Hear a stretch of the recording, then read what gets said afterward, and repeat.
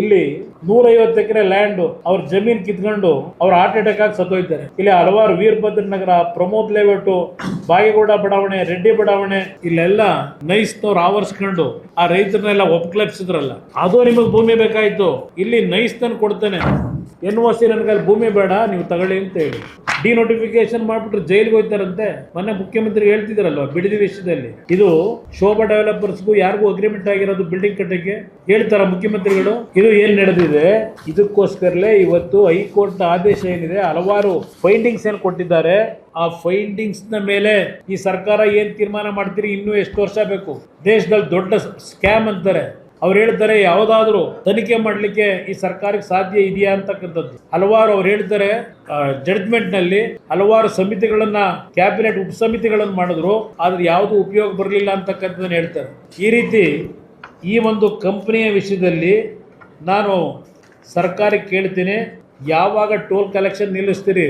ಈ company 111 kilometre ಮಾಡಲೇ ಇಲ್ಲ. ಸರ್ಕಾರದ ಪ್ರಧಾನ ಕಾರ್ಯದರ್ಶಿ ಹೋಗಿ ಹೇಳ್ತಾನೆ ಕೇವಲ 5 ಕಿಲೋಮೀಟರ್ ರಸ್ತೆ ಆಗಿದೆ. ಇದನ್ನ ಸರ್ಕಾರದ ಅಧಿಕಾರಿ ಇವತ್ತು ಕೋರ್ಟ್ ಮುಂದೆ ಹೇಳಿರ್ತಕ್ಕಂಥದ್ದೇನಿದೆ, ಮುಖ್ಯ ಕಾರ್ಯದರ್ಶಿ 111 ಕಿಲೋಮೀಟರ್ ಎಕ್ಸ್ಪ್ರೆಸ್ ವೇ ಪೈಕಿ ಕೇವಲ ನಿರ್ಮಾಣವಾಗಿದೆ ಎಂಬುದನ್ನು ಒಪ್ಪಿಕೊಂಡಿರುವ ಪ್ರಮಾಣ ಪತ್ರವನ್ನು 28 ಜುಲೈ 26ರಂದು, ಅಂದರೆ ತೀರ್ಪು ಪ್ರಕಟವಾಗುವ ಒಂದು ದಿನ ಮೊದಲು ಪ್ರಸ್ತುತ ಸರ್ಕಾರದ ಅವಧಿಯಲ್ಲಿದ್ದ ಹೆಚ್ಚುವರಿ ಮುಖ್ಯ ಕಾರ್ಯದರ್ಶಿ ಅಂಜುಮ್ ಪರ್ವೇಜ್ ಅವರು ಸಲ್ಲಿಸವರೆ ಕೋರ್ಟ್ ಮುಂದೆ. ಅದರಿಂದ ಈ ಒಂದು ಫ್ರೇಮ್ ವರ್ಕ್ ನ ಒಪ್ಪಂದಡಿ ಜಾರಿಗೊಂಡಿರ್ತಕ್ಕಂಥ ಎಲ್ಲ ವೈಲೇಟ್ ಮಾಡಿ ಇವತ್ತು ಅವರು ಟೋಲ್ ಕಲೆಕ್ಟೇ ಮಾಡಾಗಿಲ್ಲ.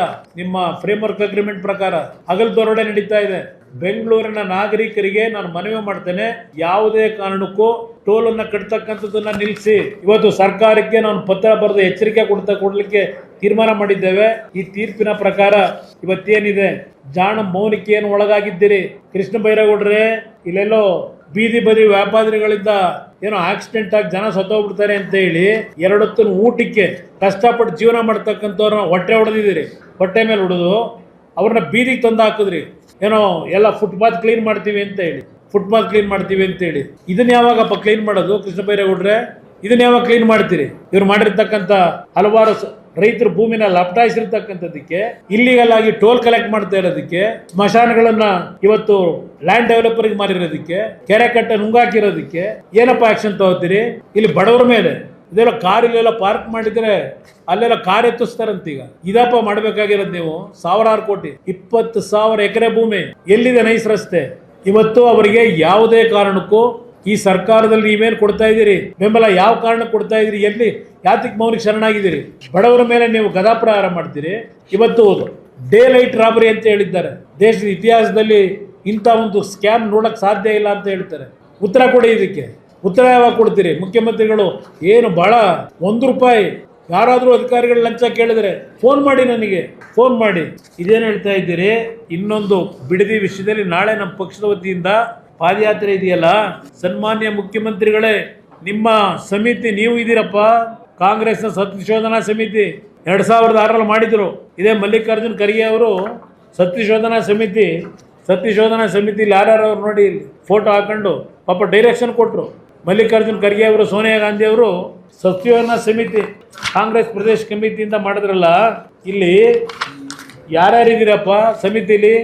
ಮುಖ್ಯಮಂತ್ರಿಗಳೇ, ಇಲ್ಲಿ ನೋಡಿ, ಸತ್ಯಶೋಧನಾ ಸಮಿತಿಯ ಸದಸ್ಯರುಗಳು ಕಾಗೋಡು ತಿಮ್ಮಪ್ಪ ಅಧ್ಯಕ್ಷರು, DK Shivakumar, BL Shankar, A Krishnappa, Ramalingareddy, HM Revanna, KJ George, Sudarshan, Kodandaramaiah, 20 ಜನದ ಮಾಡವರ, 23 ಜನದ ಸಮಿತಿ 2006ರಲ್ಲಿ. ಯಾವಾಗ ನಮ್ಮ ಸರ್ಕಾರ ಇತ್ತು, ಯಾವಾಗ ನಮ್ಮ ಸರ್ಕಾರದಲ್ಲಿ ಅವತ್ತು ಕೆಲವು ತೀರ್ಮಾನ ಮಾಡ್ಲಿಕ್ಕೆ ಹೋದೋ, ನಾವೇನೋ ರಾಜಧಾನಿ ರೈತರ ಭೂಮಿನೆಲ್ಲ ಇವತ್ತೆಲ್ಲ ಕೈಗಾರಿಕೆಗಳು ಅದಕ್ಕೆ ಅಂತ ಮಾಡಕ್ ಹೊರಟ್ಬಿಟ್ಟವ್ರೆ ಅಂತ ಹೇಳಿ ಮಾಡಿದ್ರಲ್ಲ ಸತ್ಯಶೋಧನಾ ಸಮಿತಿ. ಏನ್ ಹೇಳಿದಿರಪ್ಪ ಅವತ್ತು? ಆ ಸಮಿತಿ ಒಳಗೆ ನೀವು ಬಿಡದಿಗೆ ಹೋಗಿದ್ರೋ ಇಲ್ಲ ನೀವು ಇಲ್ಲದೆ ಮಾಡಿದ್ರೋ ಇದನ್ನ ಸಮಿತಿ ವರದಿನ? ಅವತ್ತು ಹೇಳಿದ್ರಲ್ಲ. ಏನ್ ಹೇಳ್ತಾರೆ ಇಲ್ಲಿ? ನಂದು ಒಂದು ಸಭೆ ಆಗಿದೆ 23/6/2006, ನಾನು ಮುಖ್ಯಮಂತ್ರಿ. ಆ ಸಭೆಯಲ್ಲಿ ಒಂದು ನಡಾವಳಿ ಉಪನಗರಗಳನ್ನು ಮಾಡ್ಲಿಕ್ಕೆ ಏನೇನು ಗೈಡ್ ಲೈನ್ಸ್ ಇರಬೇಕು ಅಂತ ಮಾಡಿದ್ದೇನೆ. ಇದನ್ನ ಮಾಡಿರ್ತಕ್ಕಂಥದ್ದು ನಾನು. ಇಲ್ಲಿ ಅದೆಲ್ಲ ಇರ್ಲಿ, ನಡಾವಳಿ ಮಾಡಿರೋದು. ಇವರು ಹೋದರಲ್ಲ ಬಿಡದಿಗೆ ಹೋದರಲ್ಲ, ಬಿಡದಿಲಿ ಏನ್ ಹೇಳಿದ್ದಾರೆ ಶಿವಕುಮಾರ್ ಅವರೇ? ಈಗ ಅಲ್ಲಿ ಏನೋ ಅದು ಎಂಥದ್ದು ಇಂಟರ್ನ್ಯಾಷನಲ್ ಮಾಡ್ತಿರಂತಲ್ಲ, ಸ್ಟ್ಯಾಂಡರ್ಡ್ AI ಮಾಡಕ್ ಹೊರಟಿದಿರಲ್ಲಪ್ಪ, ಹಾಗೇನ್ ಹೇಳಿದಿರಿ? ಇಲ್ಲಿ ಹೇಳ್ತಾರೆ, ಇವ್ರು ಹೋದಾಗ ಅಲ್ಲಿ ನೋಡಿದ್ದೀವ್ರು, ಈ ಉಪನಗರದ ವ್ಯಾಪ್ತಿಯಲ್ಲಿ ಖಾಸಗಿ ಜಮೀನು 6,959 ಎಕರೆ ಸರ್ಕಾರಿ ಜಮೀನು 2725 ಎಕರೆ, ಒಟ್ಟು 9684 ಎಕರೆ ಪ್ರದೇಶವನ್ನು ಒಳಗೊಂಡಿರುತ್ತದೆ. ಈ ಪ್ರದೇಶ ಒಟ್ಟು 18,417 ಜನಸಂಖ್ಯೆ ಹೊಂದಿದೆ. 3,000 ಮನೆಗಳು ಇರುವುದಾಗಿ ಕಂಡು ಬಂದಿದೆ. 1,56,000 ತೆಂಗಿನ ಗಿಡಗಳು, 48,000 ಅಡಿಕೆ ಗಿಡಗಳು, 28,275 ಮಾವಿನ ಮರಗಳು, 6,003 ಹುಣಸೆ ಮರ, 48,000 ತೇಗದ ಮರ, 13,404 ಬೇವಿನ ಮರ, 34,813 ಇತರೆ ಮರಗಳು ಈ ವ್ಯಾಪ್ತಿಯಲ್ಲಿ ಬೆಳೆದಿರುತ್ತದೆ. ಅಷ್ಟೇ ಅಲ್ಲದೆ 1,130 ಎಕರೆ ರಾಗಿ, 716 ಎಕರೆ ಭತ್ತ, 484 ಎಕರೆ ಕಬ್ಬು, 248 ಎಕರೆ ತರಕಾರಿ, 661 ಎಕರೆ ರೇಷ್ಮೆ, 227 ಎಕರೆ ಬಾಳೆ ಬೆಳೆ. ಇದು ನೀವು ಕೊಟ್ಟಿರೋದಪ್ಪ ಶಿವಕುಮಾರ್ ಅವರೇ, ನೀವು ಕೊಟ್ಟಿರೋ ರಿಪೋರ್ಟ್ ಇದು. 2006ರಲ್ಲಿ ಈ ಹೇಳ್ತಾರೆ, ಈ ಉಪನಗರದ ವ್ಯಾಪ್ತಿಗೆ ಬರುವ ಗ್ರಾಮಗಳಿಗೆ ಸಮಿತಿಯು ಭೇಟಿ ನೀಡಿ ಆ ಸಂದರ್ಭದಲ್ಲಿ ಸಾರ್ವಜನಿಕ ಸಭೆಯಲ್ಲಿ ರೈತರು, ಕೂಲಿ ಕಾರ್ಮಿಕರು ಹಾಗೂ ಸಾರ್ವಜನಿಕರೊಂದಿಗೆ ಸಮಾಲೋಚಿಸಿ ಅವರ ಅಭಿಪ್ರಾಯವನ್ನು ಸಂಗ್ರಹಿಸಲಾಯಿತು. ಕೆಲವು ಜಮೀನುಗಳಿಗೆ ಖುದ್ದು ಭೇಟಿ ನೀಡಿ ತೆಂಗಿನ ತೋಟ, ತರಕಾರಿ ತೋಟಗಳನ್ನು ವೀಕ್ಷಿಸಿ ಕಾರ್ಯನಿರತ ಕೃಷಿಕರೊಂದಿಗೆ ಸಂವಾದ ನಡೆಸಿ ಮನವರಿಕೆ ಮಾಡಿಕೊಳ್ಳಲಾಯಿತು ಅಂತ ಹೇಳಿದ್ರು. ಈ ಉಪನಗರದ ವ್ಯಾಪ್ತಿಗೆ ಬರುವ ಇಡೀ ಪ್ರದೇಶ ಅತ್ಯಂತ ಫಲವತ್ತಾಗಿದ್ದು ನೀರಾವರಿ ಬೆಳೆ ಮತ್ತು 2 ಬೆಳೆಗಳನ್ನು ಬೆಳೆಯುವ ಪ್ರದೇಶವಾಗಿದ್ದು, ಜೊತೆಗೆ ಹೈನುಗಾರಿಕೆ, ಕುರಿ ಸಾಗಣೆ, ರೇಷ್ಮೆ ಹುಳು ಸಾಕಾಣಿಕೆ ವ್ಯಾಪಕ ಕಾರ್ಯಕ್ಷೇತ್ರವಾಗಿರುತ್ತದೆ. ಇದಲ್ಲದೆ ತೋಟಗಾರಿಕೆಯು ಸಾಕಷ್ಟು ಸಮೃದ್ಧವಾಗಿದ್ದು ಪಶು ಸಂಪತ್ತು ಮತ್ತು ಕುರಿ ಸಂಪತ್ತು ಕೂಡ ಸಾಕಷ್ಟಿರುತ್ತದೆ. ಈ ಪ್ರದೇಶವು ಬೆಂಗಳೂರು ಮಹಾನಗರ ಪಾಲಿಕೆ ವ್ಯಾಪ್ತಿಯಿಂದ ಕೇವಲ 25 ಕಿಲೋಮೀಟರ್ ದೂರದಲ್ಲಿದೆ. ಇದು ಶಿವಕುಮಾರ್ ಅವರು ಸದನ ಸಮಿತಿಯ ಮೆಂಬರ್ ಆಗಿ ಅವತ್ತು ನಮ್ಮ ತೀರ್ಮಾನಕ್ಕೆ ಕೊಟ್ಟಂತಹ ಒಂದು ಸತ್ಯ ಶೋಧನಾ ಸಮಿತಿ ಶಿವಕುಮಾರ್ ಕೊಟ್ಟಿರೋದು.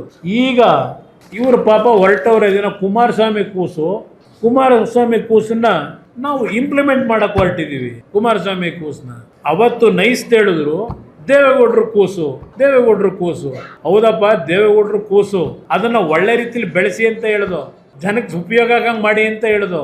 ದೇವೇಗೌಡರು ಹೇಳಿದ್ದು ಪಾಪದ ಕೆಲಸ ಮಾಡಿ ಲೂಟಿ ಹೊಡಿರಿ ಅಂತ ಹೇಳಿದ್ದಲ್ಲ, ಸಾರ್ವಜನಿಕರಿಗೆ ಒಳ್ಳೆ ರೀತಿಯಲ್ಲಿ ಒಂದಲ್ಲಿ ಆಕ್ಸಿಡೆಂಟ್ ಆಗಿ 12 ಜನ ಮಕ್ಕಳು ಸತ್ರು ಅಂತ ಹೇಳಿ ಒಂದು ರಸ್ತೆ ಮಾಡಬೇಕು ಅಂತ ಮಾಡಿ ತೀರ್ಮಾನ. ಅದಕ್ಕೆ ಫ್ರೇಮ್ ವರ್ಕ್ ಅಗ್ರಿಮೆಂಟ್ ನೆಲ್ಲ ಉಲ್ಲಂಘನೆ ಮಾಡಿ ಯಾರ ನೈಸ್ ಕಂಪನಿ ಮಾಲೀಕರಿಗೆ ಶೂ ಪಾಲಿಶ್ ಮಾಡ್ಕೊಂಡಿದ್ದೀರಿ. ಶೂ ಪಾಲಿಶ್ ಮಾಡ್ಕೊಂಡು ಜಯಚಂದ್ರ ಅವರು 2017ರಲ್ಲಿ ಕೊಡ್ತಾರೆ ವರದಿನ, ಏನೇನು ಲೂಟಿ ಆಗಿದೆ ಅಲ್ಲಿ ಅಂತ ಹೇಳಿ. ಯಾತಿಗೆ ಸದನ ಸಮಿತಿ ಮಾಡಿದ್ರಿ? ಯಾವ ಪುರುಷಾರ್ಥಕ್ಕೆ? ಇದು ಕೇಳಲಿಕ್ಕೆ ಬಯಸ್ತೀನಿ ಸರ್ಕಾರಕ್ಕೆ. 136 ಸೀಟ್ ಕೊಟ್ಟವ್ರೆ, ಯಾತಿಗೆ ಕೊಟ್ಟರು? ನಿಮಗೆ ದುಡ್ಡು ಹೊಡಿರಿ ಅಂತ, ಇಂಥ ದರೋಡೆಕೋರರಿಗೆ ರಕ್ಷಣೆ ಕೊಡಿ ಅಂತ ನಿಮಗೆ 136 ಸೀಟ್ ಕೊಟ್ಟಿರೋ ಜನ. ಅದೆಲ್ಲ ಹೇಳಲಿಕ್ಕೆ ಹೋದ್ರೆ ಬೇಕಾದಷ್ಟು ಇದೆ. ಇಲ್ಲಿ ಆ ಫೈಟಿಂಗ್ ಕೊಟ್ಟಿರ್ತಕ್ಕಂಥ ಓದಬೇಕು ಅಂದ್ರೆ ಇಲ್ಲಿ ಏನ್ ಇಟ್ಕೊಂಡು ಏನ್ ಮಾಡ್ತಾ ಇದೀರಿ ಇಲ್ಲಿ ಸರ್ಕಾರದಲ್ಲಿ? ಸಾವಿರಾರು ಜನ ರೈತರು ಬೀದಿಗೆ ತಂದು ಹಾಕಿದಿರಿ.